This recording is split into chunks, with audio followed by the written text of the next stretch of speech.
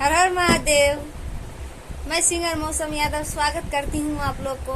और आज सावन के पहला सोमवारी के शुभ अवसर पर मैं आप लोग को हार्दिक शुभकामनाएं करती हूँ।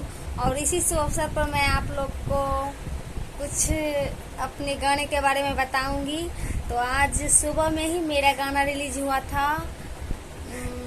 रात दिन पूजई छियई भोले जी के नाम है। रात दिन जपई छियई भोले जी के नाम है। फैलल छै कोरोना के ना जेबै बाबा धाम है। फैलल छै कोरोना के ना जेबै बाबा धाम है।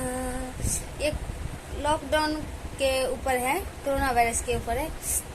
तो आज ही सुबह में मेरा ये गाना रिलीज हुआ था।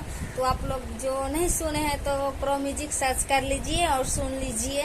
और लाइक सब्सक्राइब शेयर जरूर कीजिएगा। और आज तो सावन का पहला सोमवारी है ना, तो आज हम ये गाना भी गाए थे कि हम तो पहला सोम के भोला जी के द्वार जात बानी। बहुत लोग सोचे होंगे कि पहला सोम को जाएंगे भोले बाबा के द्वार, तो इसी ऊपर में गए थे। हम तो पहला सोम के भोला जी के द्वार जात बानी। तो थोड़ा आप लोग को सुना देते हैं। हम तो पहला सोम के भोला जी के द्वार जात बानी।